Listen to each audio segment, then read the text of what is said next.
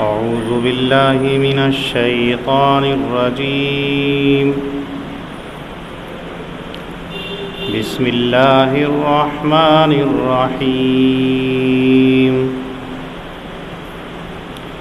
لا تجعل مع الله إلها آخر فتقعد مذموما مخذولا. وقضى ربك ألا تعبدوا إلا إياه وبالوالدين إحسانا. إما يبلغن عندك الكبر أحدهما أو كلاهما فلا تقل لهما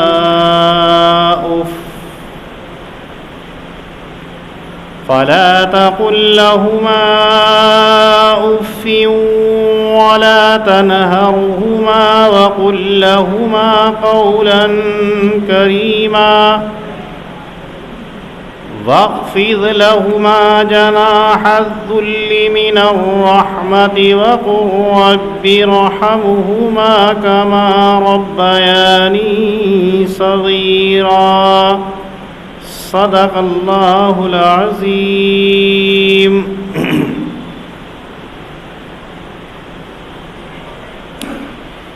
پہلی آیت مقدسہ کے اندر اللہ رب العزت وحدانیت کی تلقین کرتے ہیں. لا تجعل مع اللہ الہا آخر، کہ اللہ کے علاوہ کسی کو حاکم مت بناؤ. اللہ کو اپنا حاکم بنا لیا، اب اللہ کے علاوہ آپ کا کوئی حاکم نہیں ہے. اگر اللہ کے علاوہ کسی اور کو حاکم بناؤ گے تو نتیجہ یہ ہوگا کہ دنیا کے اندر الزام کھا کر کے آخرت کے اندر بے کس ہو کر کے رہ جاؤ گے. اگر تم نے اللہ کے سوا کسی کو حاکم بنا لیا ہے تو اس کا نتیجہ یہ ہوگا کہ دنیا کے اندر تم پر الزام عائد ہوں گے. جب ایک حاکم ہے تو دوسرے کی کیا ضرورت ہے؟ اور آخرت کے اندر اس کی سزا یہ ہوگی کہ وہاں بے کس ہوں گے، مجبور ہوں گے، لاچار ہوں گے، اپنے رب کے سامنے بے بسی کا اظہار کریں گے، لیکن وہاں کی بے بسی کچھ کام نہیں آئے گی. ہاں دنیا کے اندر اگر کوئی اللہ کے سامنے عاجزی اختیار کرتا ہے، تواضع اختیار کرتا ہے، بے بسی کا اظہار کرتا ہے، بے کسی کا اظہار کرتا ہے تو اللہ کو یہ ادا پسند آتی ہے اور اللہ اس کے حامی، ناصر اور مددگار ہو جاتے ہیں.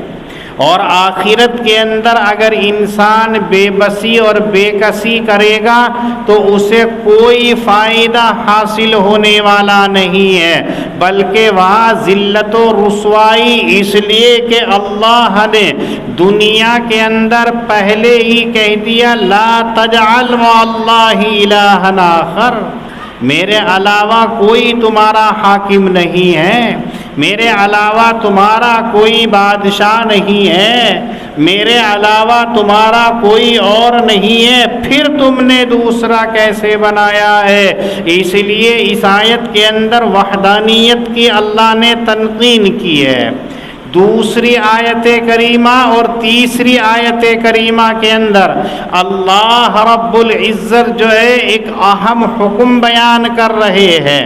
اللہ کے بعد میں کس کا مقام ہے، کس کا مرتبہ ہے؟ اللہ نے اپنے ساتھ میں کس کو بیان کیا ہے؟ وہ بیان کیا ہے والدین کو. والدین کا اللہ نے اپنے ساتھ میں ذکر کر کے بتا دیا کہ رب کائنات کے بعد کے اندر انسان کے اوپر اگر کسی کا احسان ہے تو وہ اس کے والدین ہیں. ان کے ساتھ میں اچھا برتاؤ کرنا، ان کے ساتھ میں حسن سلوک کرنا، ان کے ساتھ میں نیک رویہ اختیار کرنا، یہ اللہ کی عبادت کا جز ہے. اگر کوئی آدمی صرف اللہ کی عبادت تو کرتا ہے لیکن اپنے والدین کا دل دکھاتا ہے، اپنے والدین کی خدمت، اطاعت، فرما برداری نہیں کرتا ہے تو اس کی عبادت نہیں ہے. روایات میں آتا ہے کہ حضرت نبی اکرم صلی اللہ علیہ وسلم نے فرمایا کہ جنت اور جہنم یہ دونوں چیزیں وہ ہیں جو آخرت کے اندر انسان کا ٹھکانہ ہے. اگر دنیاوی زندگی کے اندر اعمال صالحہ کر کے گئے، اللہ کے بتائے ہوئے طریقے کے اوپر زندگی گزار کر کے گئے ہیں تو ان کا ہمیشہ ہمیشہ کا ٹھکانہ جنت ہے. اور اگر بتائے ہوئے طریقے کے خلاف زندگی گزار کر کے گئے ہیں تو ان کا ٹھکانہ جہنم ہے. اسی کو اللہ نے فرمایا کہ اب آپ کا کام یہ ہے کہ جنت کو حاصل کرنا ہے یا جہنم کو حاصل کرنا ہے، یہ آپ کے اختیار کے اندر ہے. اسی کو نبی اکرم صلی اللہ علیہ وسلم نے ارشاد فرمایا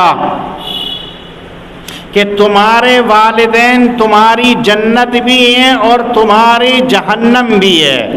اگر تم چاہو جنت کو حاصل کرنا، والدین کو راضی رکھو. اگر تم چاہتے ہو جہنم میں پہنچنا تو والدین کو ایذا رسانی کرتے رہو، تکلیف پہنچاتے رہو.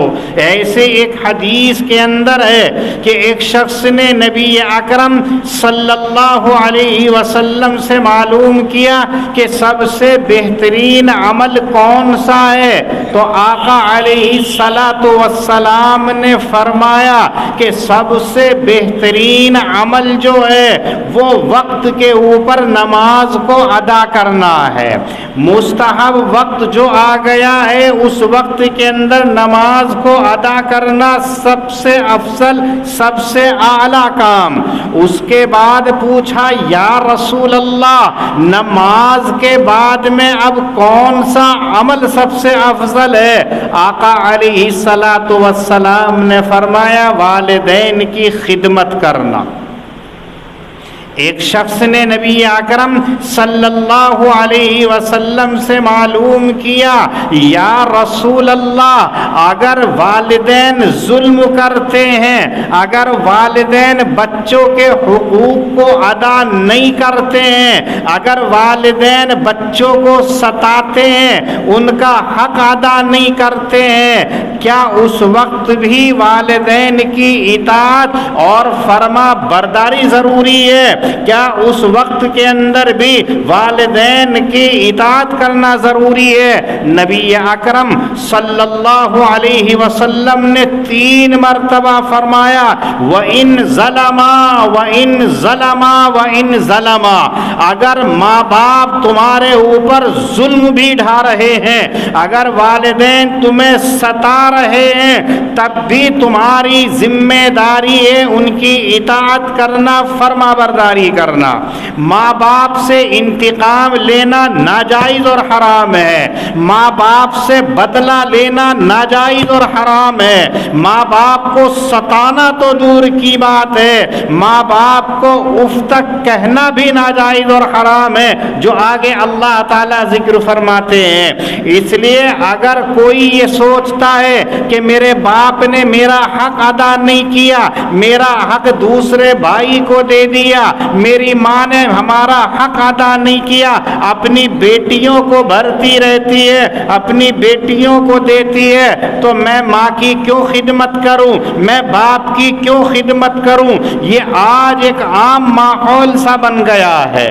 اس لیے کہ بیٹا جب بیوی کے تابع ہو جاتا ہے تو بیوی جو پٹی پڑھاتی ہے وہی ذہن کے اندر گھومتا ہے کہ دیکھا 4 بیٹے ہیں، تمہاری کون سا ہے کہ تم ہی اپنے باپ کی خدمت کرو، تم ہی اپنی ماں کی خدمت کرو، 3 اور بھی تو ہیں، تم ہی پورے مہینے کیوں کھانا کھلاتے ہو، 3 مہینے اور دوسرے کے پاس رکھو۔ نہیں، آپ کی ماں ہے، آپ کا باپ ہے، آپ کے جسم میں جب تک جان ہے آپ کو ان کی اطاعت، خدمت، فرما برداری کرنا فرض اور لازم ہے۔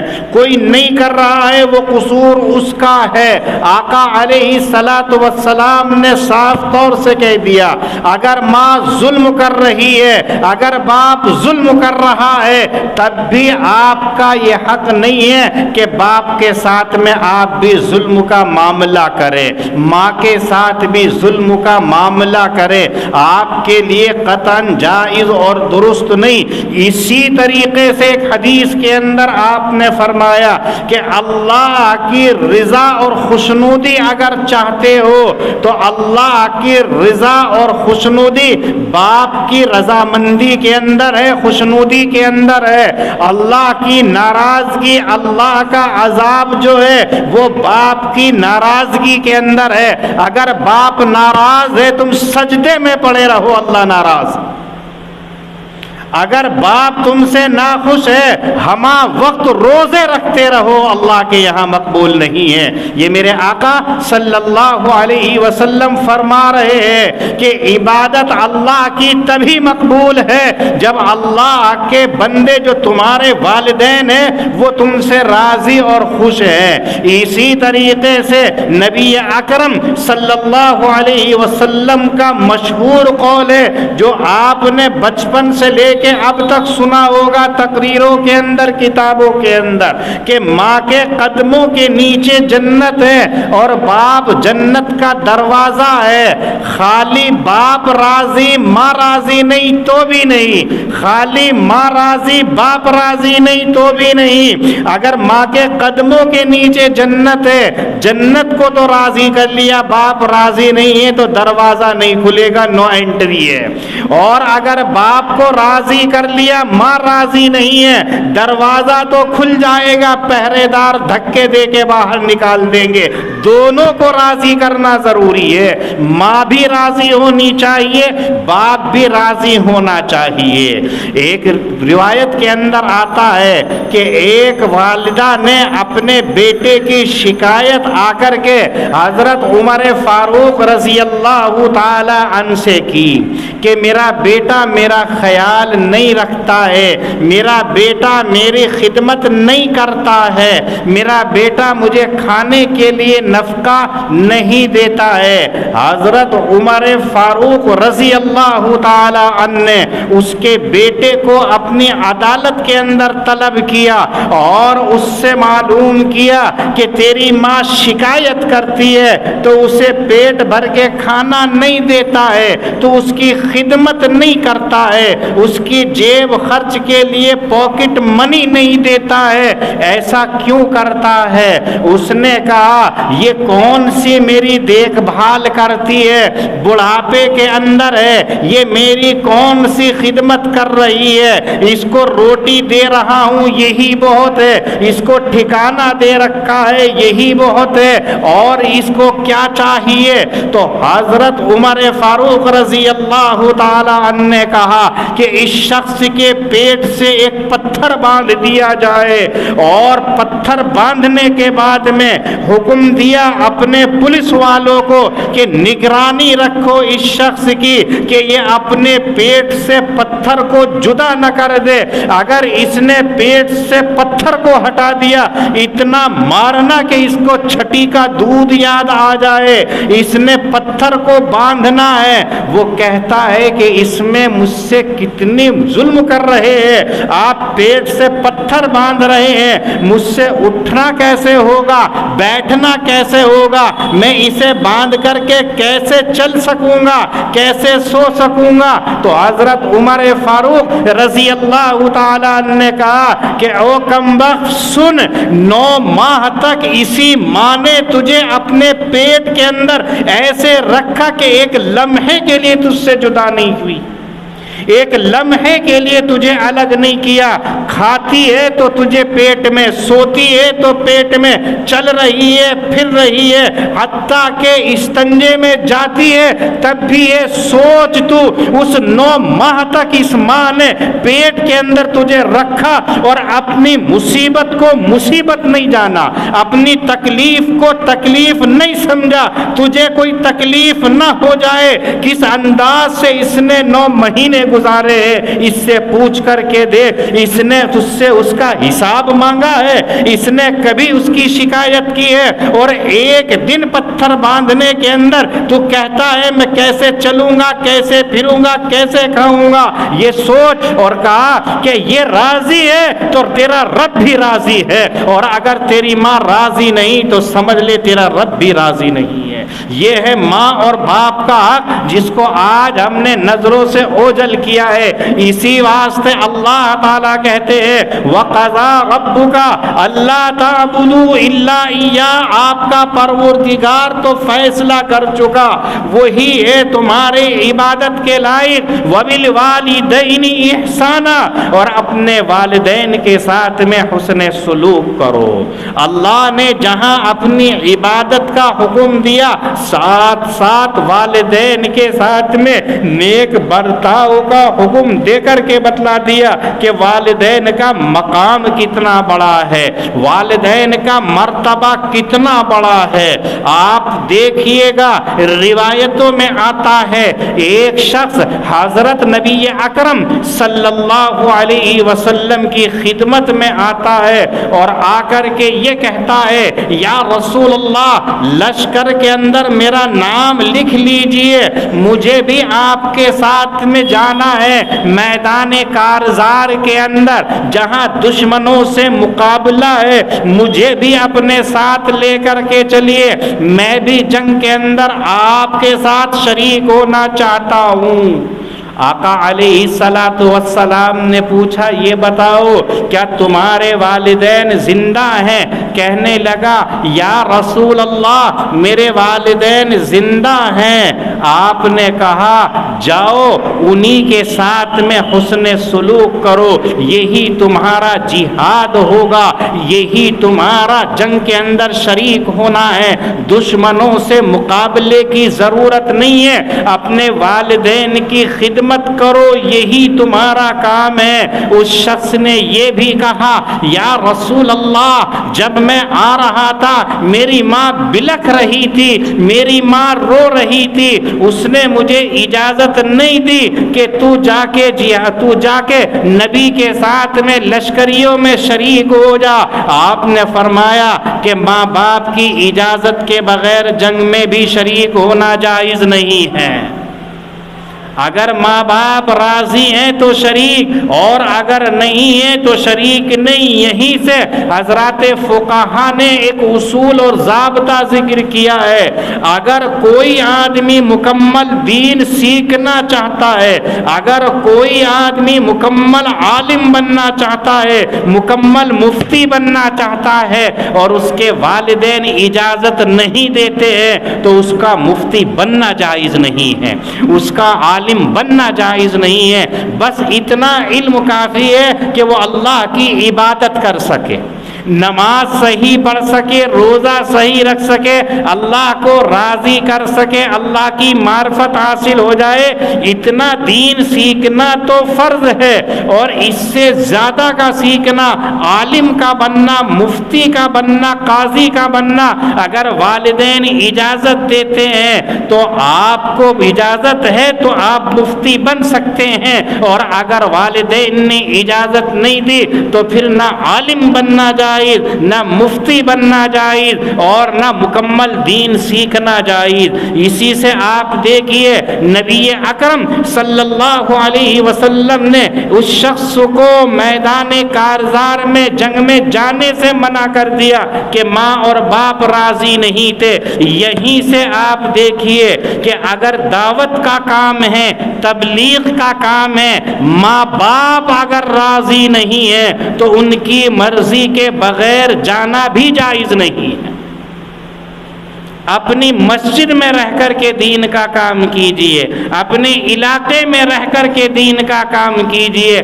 ماں باپ راضی ہے تو سفر تبلیغ جائز ہے، ماں باپ راضی ہے تو سفر تعلیم جائز ہے، ماں باپ راضی ہے تو علم کو حاصل کرنے کے لیے سفر کرنا جائز ہے، اور اگر راضی نہیں ہے تو پھر آپ کے لیے سفر کی اجازت نہیں ہے۔ لیکن اس کا یہ مطلب بھی نہیں ہے کہ اگر ماں باپ کسی ناجائز کام کرنے کے لیے کہیں تو پھر ان کی اطاعت، تو وہ اطاعت بھی جائز نہیں۔ آقا علیہ الصلاۃ والسلام نے فرما دیا لا طاعت لمخلوق فی معصیت الخالق، کہ اللہ کی معصیت اور نافرمانی کے اندر کسی انسان کی اطاعت کرنا جائز اور درست نہیں ہے۔ اگر ماں باپ کہتے ہیں فلم دیکھنے جاؤ، اور اگر ماں باپ کہہ رہے ہیں چلو مولانا اجراڑے سائیں نوچندی گھومی آؤ، تو آپ کا نوچندی میں جانا جائز نہیں ہوگا۔ آپ کہے کہ ماں باپ کی اطاعت ضروری ہے، ماں باپ نے کہہ دیا میں تو نوچندی میں جاؤں گا، نہیں۔ ماں باپ جس کام کی اطاعت والے جائز والے کام کے اندر کہہ رہے ہیں تو اطاعت لازم اور ضروری ہے، اور اگر ماں باپ نافرمانی کے کاموں کے اندر کہہ رہے ہیں تو پھر ان کی اطاعت جائز اور درست نہیں ہے۔ اللہ رب العزت اس کے اندر 5 احکام نازل فرماتے ہیں والدین کے ساتھ میں کیا کرنا ہے۔ اما یبلغن عندک الکبر احدہما او کلاہما، اللہ فرماتے ہیں کہ اگر تیرے سامنے تیرا باپ یا تیری ماں یا دونوں کوئی ایک بڑھاپے کو پہنچ جاتے ہیں، اگر کسی نے بڑھاپے کو پا لیا ہے تو اس صورت کے اندر آپ کا پہلا کام ہے فلا تقل لہما اف، اپنے والدین کے سامنے اونف بھی کرنا جائز نہیں۔ آج ہمارا حال دیکھ لیجئے، شاید ہی کوئی والدین ایسے ہوں گے جو اپنے بچوں سے بہت راضی ہوں۔ کتنا دل دکھاتے ہیں، کتنا دل دکھاتے ہیں۔ جو تعویذ کرنے والے ہیں ان سے معلوم کیجئے کہ ماں اور باپ آ کر کے ان کے سامنے کیسے دہائی دیتے ہیں، میرا بچہ میرا کہنا نہیں مانتا ہے، میری بیٹی ہے میرا کہنا نہیں مانتی ہے، اس کے قدم بھی لڑکھڑا رہے ہیں، میرا بچہ ہے وہ میری عزت کو نیلام کرنے پر تلا ہے، میری بات ہی نہیں مانتا ہے، نظر انداز کر جاتا ہے، اگنور کر جاتا ہے۔ آپ کوئی تعویذ دے دیجئے، آپ کوئی عمل بتا دیجئے۔ یہ آج کے والدین کا حال ہے۔ کیوں؟ اس لیے کہ اللہ کے جو بیان کیا ہے ہمارے بچوں کے سامنے، والدین کا وہ مقام سامنے ہی نہیں ہے۔ امام بیہقی رحمت اللہ علیہ نے روایت نقل کی ہے کہ حضرت عبداللہ ابن عباس رضی اللہ تعالیٰ عنہ فرماتے ہیں کہ ایک موقع پر نبی اکرم صلی اللہ علیہ وسلم نے ارشاد فرمایا اپنے والدین کی طرف محبت بھری نظر ڈال لینا، ایک حج مقبول کا ثواب ملتا ہے۔ صحابہ نے کہا یا رسول اللہ اگر کوئی دن میں 100 مرتبہ نظر ڈال لے؟ تو آپ نے فرمایا اللہ اکبر و اطیب، 100 مرتبہ نہیں، اگر 1000 مرتبہ بھی اپنے باپ کو دیکھ رہا ہے محبت بھری نظر سے، اپنی ماں کو دیکھ رہا ہے محبت بھری نظر سے، ہر مرتبہ حج مقبول حج مبرور کا ثواب ملتا ہے۔ اتنا بڑا درجہ اللہ نے والدین کو دیا ہے، اور ہمارا حال یہ ہے کہ ہمارا باپ ہم سے ناراض ہے، ہماری ماں ہم سے دکھی ہے، کتنی پریشان ہیں۔ پہلا اللہ فرما رہے ہیں کہ ان کو اوہ بھی نہ کہنا، اف بھی نہ کہنا۔ یہ لفظ اف معمولی سی تکلیف کے لیے ہے، جیسے ہمارے یہاں کہہ دیتے اوہ ہو، ہاں سن تو رہا ہوں، ماں نے کہا بیٹا یہاں آؤ، ہاں ابھی آ رہا ہوں۔ آپ کے لہجے کے اندر تلخی آ گئی، آپ کے لہجے کے اندر کڑوا پن آ گیا، آپ کا انداز سخت ہو گیا، کھردرا ہو گیا۔ یہ تمام اف کے اندر داخل ہے، ناجائز اور حرام ہے، ناجائز اور قطعاً حرام ہے۔ آج ہم اپنے بچے ہم گریباں میں جھانک کر کے دیکھیں اپنی ماں کو کس لہجے کے اندر پکارتے ہیں، اپنے باپ کو کس لہجے کے اندر جواب دیتے ہیں۔ قرآن کریم تو کہتا ہے ان کو اف بھی نہ کہو، ان کو تکلیف بھی نہ پہنچاؤ۔ اور دوسرا ہے ولا تنہرہما، تنہر کے معنی آتے ہیں جھڑکنا۔ ماں نے کچھ کہا، بیٹے کو کچھ کہا، باپ نے کچھ کہا، بیٹی سے کچھ کہا ہے، اس نے ٹیڑھا میڑھا منہ بنا کر کے کہہ دیا اچھا رک جائیے ابھی کرتا ہوں، یہ قطعاً حرام ہے۔ جب ماں کا اور باپ کا حکم آ جائے تو سر خم تسلیم کرنا اولاد کے اوپر فرض ہے۔ بہت سارے یہ سوال کرتے ہیں کہ جب بیوی بھی آ گئی، بچے بھی آ گئے تو بیوی کا حق بڑا ہے یا والدین کا حق بڑا ہے، اولاد کا حق بڑا ہے یا اپنے ماں باپ کا حق بڑا ہے، کس کا حق بڑا ہے؟ تو یاد رکھ لیجئے ان کو جھڑکنا تک بھی جائز نہیں ہے، تو والدین کے حق سے بڑھ کر کے بیوی کا حق کیسے ہو سکتا ہے؟ بچوں کا حق کیسے ہو سکتا ہے؟ لیکن بیوی آتی ہے تو والدین سیکنڈ درجے میں آ جاتے ہیں، بچے آ جاتے ہیں تو تھرڈ درجے میں آ جاتے ہیں، بیوی سیکنڈ میں آ جاتی ہے۔ نہیں، ایسا نہیں ہے، پہلا مقام والدین کا ہے، ان کو جھڑکنا بھی نہیں ہے۔ اور تیسرا حکم بیان کر رہے ہیں اللہ تعالیٰ وَقُلْ لَهُمَا قَوْلًا كَرِيمًا، میٹھی میٹھی باتیں کرنی ہیں، پیاری پیاری باتیں کرنی ہیں، ایسی باتیں جو ان کے دلوں کو لبھانے والی ہوں، ایسی باتیں کرنی ہیں جو ان کے دل کو خوش کرنے والی ہوں، ایسی باتیں کرنی ہیں جو ان کے دل سے دعائیں لینے والی ہوں۔ ایسا نہ ہو کہ آپ نے رہپٹا سا مار دیا، آپ نے جوتا سا مار دیا، آپ نے پٹخ کے مار دیا ہے۔ ایک شخص نے مجھ سے آ کر کے یہ کہا میرے باپ نے جو مجھے گالی دی تو میں نے یہ کہا میں تمہاری ہی اولاد ہوں۔ جو گالی دی ہے جواب میں بیٹا کہہ رہا ہے میں تمہاری ہی اولاد ہوں، مطلب یہ ہے کہ جیسی تم نے گالی دی ہے وہ حرامی تم خود ہو، میں نہیں ہوں۔ کتنا خوش ہو رہا ہے کہ باپ کو میں نے ترکی بترکی جواب دے دیا۔ آقا علیہ الصلاۃ والسلام تو کہہ رہے ہیں وَإِن ظَلَمَا وَإِن ظَلَمَا وَإِن ظَلَمَا، چاہے ماں باپ ظلم بھی کر رہے ہیں تو بھی آپ ان سے بدلہ نہیں لے سکتے، تھپڑ مار رہے ہیں تو آپ ان کے تھپڑ نہیں مار سکتے ہیں، انہوں نے آپ کو ڈانٹا ہے تو آپ ماں باپ کو ڈانٹ بھی نہیں سکتے۔ یہ الگ بات ہے کہ اللہ تعالیٰ آخرت کے اندر بدلہ دلائیں گے، لیکن دنیا کے اندر ماں باپ کے سامنے اونچی آواز سے بولنا بھی ناجائز اور حرام ہے۔ آج کون ہے ایسے؟ آج یہ مصائب اور پریشانیاں جو آ رہی ہیں اس کی وجہ یہی ہے کہ ہم نے اللہ کے ساتھ میں جو اللہ نے والدین کا حق بیان کیا تھا، عبادت کے لیے سجدے میں تو پہنچ جاتے ہیں لیکن اپنے والدین کو کتنا ہم ستاتے ہیں۔ نہیں، تین کام اللہ نے بیان کیے ہیں، ان کو نہ تو اف کہنا، کوئی تکلیف کا کام بھی نہیں کرنا ہے، ان کو جھڑکنا بھی نہیں ہے۔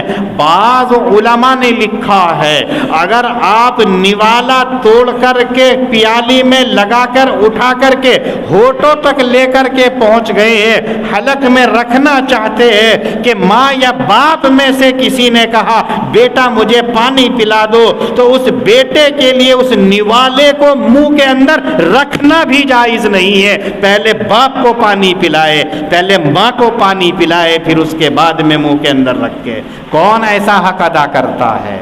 یہ ماں باپ آج آج جوانی کے جوش کے اندر بھول جاتے ہیں، کل کو باپ بنتا ہے تب احساس ہوتا ہے میرا بچہ میرا کہنا نہیں مان رہا ہے، میری بیٹی میرا کہنا نہیں مان رہی ہے۔ تو نے کون سا کہنا مانا ہے؟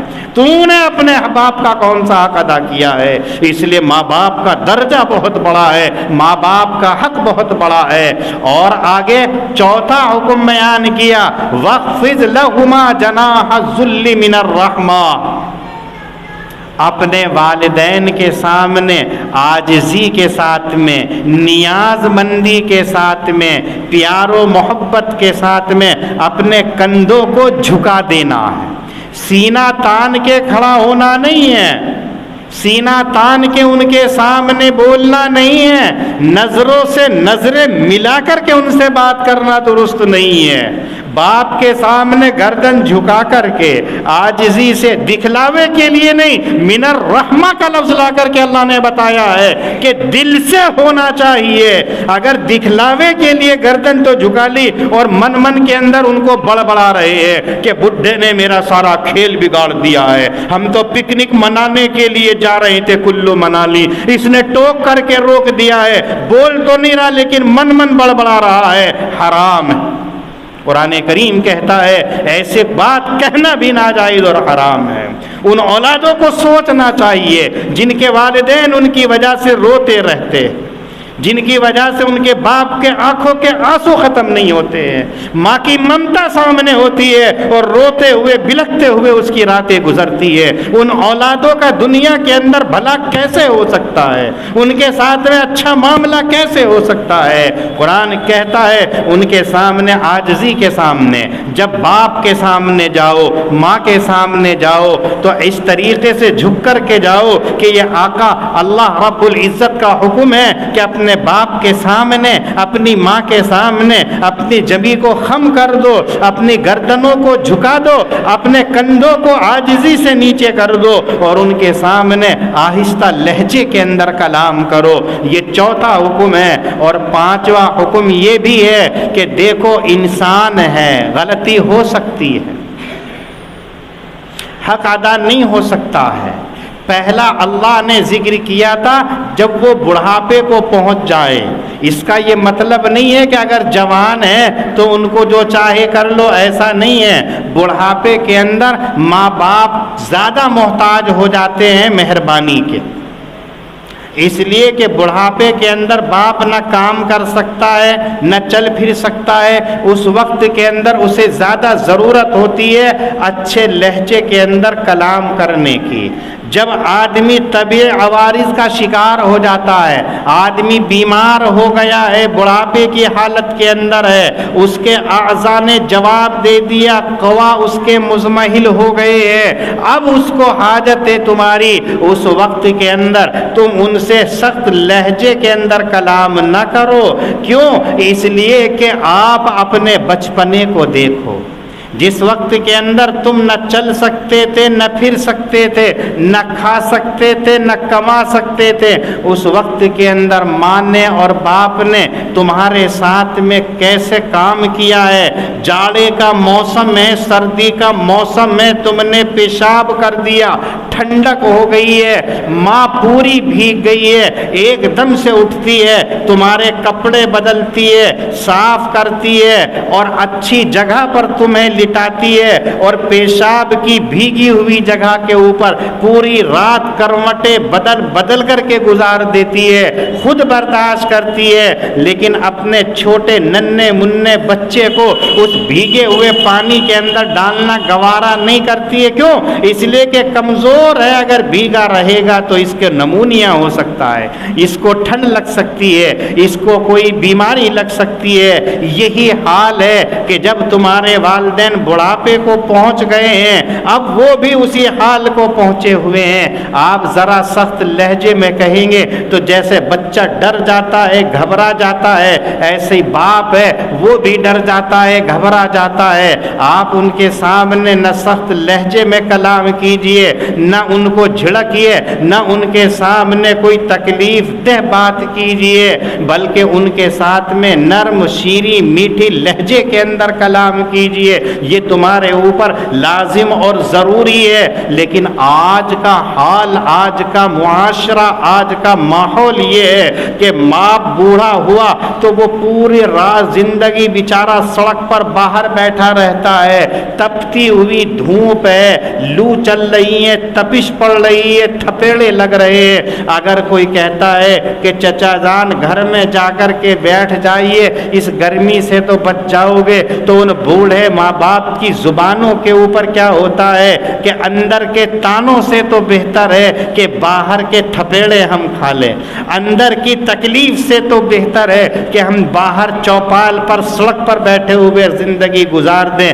آپ ادھر کو چلے جائیے کمیلے کی طرف کو، بوڑھے ماں باپ بیٹھے ہوئے بھیک مانگ رہے ہیں، ان کی بھی کوئی اولاد ہوگی، انہیں احساس نہیں ہوتا ہے، ان کو خیال نہیں ہوتا ہے کہ میرے ماں باپ بھیک مانگ رہے ہیں، میرے ماں باپ بھیک کے لیے مجبور ہو رہے ہیں۔ آپ مسجد میں نماز پڑھنے آتے ہیں، شاید کوئی نماز ایسی ہے کہ جو برقعے والی بوڑھی بیٹھ کر کے ہاتھ نہ پھیلاتی ہو، کسی کی بیٹی رہی ہوگی، کسی کی بہن رہی ہوگی، کسی کی ماں رہی ہوگی، کیا اس کے بیٹے کو خیال نہیں آتا ہے؟ یہ مصائب مسلمانوں کے اوپر جو آ رہے ہیں یقیناً اس لیے ہیں کہ انہوں نے قرآن کریم کے احکامات کو فراموش کر دیا، اپنے والدین کے حقوق کو فراموش کر دیا۔ حدیث کے اندر حضرت نبی اکرم صلی اللہ علیہ وسلم نے ارشاد فرمایا، دنیا کے اندر کوئی آدمی کتنا بڑا ظلم کرتا ہے، کتنا بڑا ظالم ہوتا ہے، کتنے ہی بڑا گناہ کرتا ہے، اللہ تعالیٰ اس کے عذاب کو ہلکا کرتے چلے جاتے ہیں، مؤخر کرتے چلے جاتے ہیں، دنیا کے اندر اس کو سزا نہیں دیتے ہیں۔ لیکن دو ایسے گناہ ہیں کہ دنیا کے اندر جب تک ان کو اس عذاب کا بدلہ نہ دے دیا جائے اس وقت تک انہیں موت بھی نہیں آتی ہے۔ دو گناہ اتنے خطرناک ہیں کہ ان کی سزا اللہ دنیا میں دیتے ہیں۔ ایک ہے کسی کے اوپر ظلم کرنا، اگر ظلم کر دیا ہے تو ظالم کو جب تک ظلم کا بدلہ اللہ تعالیٰ دنیا میں نہ چکھا دے اس وقت تک اسے موت بھی نہیں آتی ہے۔ اور دوسرا ہے والدین کو تکلیف پہنچانا، اگر کسی شخص نے اپنے ماں باپ کو تکلیف پہنچائی ہے، ان کو ایذا پہنچائی ہے، جب تک اللہ اسے اس کا بدلہ دنیا میں نہ دے دے اس وقت تک اسے موت بھی نہیں آتی ہے۔ اتنا خطرناک اللہ نے یہ معاملہ رکھا ہے، لیکن آج ہماری نظروں سے اوجھل ہے، اس لیے ہم اس کو سمجھتے نہیں ہیں۔ آگے فرمایا وَقُلْ رَبِّ ارْحَمْهُمَا كَمَا رَبَّيَانِي صَغِيرًا، ماں باپ کی اطاعت کرنے کے اندر، خدمت کرنے کے اندر غلطی ہو سکتی ہے، چوک ہو سکتی ہے، بھول ہو سکتی ہے، تو آخر میں پانچواں حکم بیان کیا کہ خالی خدمت کرنا ماں باپ کا حق ادا کرنا نہیں ہے، ماں کا کہنا ماننا کافی نہیں ہے، باپ کا کہنا ماننا کافی نہیں ہے،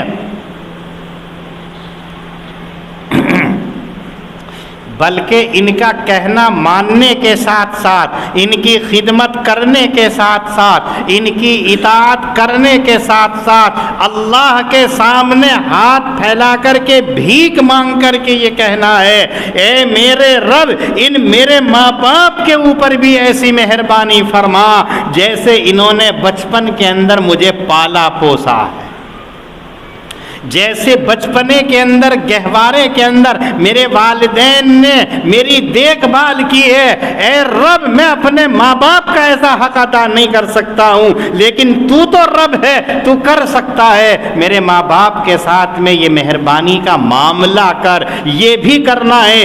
یہ 5 فرض اللہ نے یہاں پر ذکر کیے ہیں بچوں کے لیے، والدین کے لیے۔ پہلا ہے انہیں تکلیف نہیں پہنچانا، دوسرا ہے انہیں جھڑک رکھنا نہیں ہے، تیسرا ہے ان سے ادب کی بات کرنی ہے، چوتھا ہے عاجزی اور انکساری کے ساتھ میں پیش آنا ہے، اور پانچواں ہے کہ رب کے سامنے ہاتھ پھیلا کر کے دعائیں مانگنا ہے۔ لیکن آج الٹا ہے، آج گھر گھر کا حال یہ ہے کہ بچہ ہے ماں کی عزت کو اچھال رہا ہے، لڑائی جھگڑے کے اندر ماں باپ کو بھی طاق میں رکھ دیتا ہے۔ ایسا نہیں کرنا ہے۔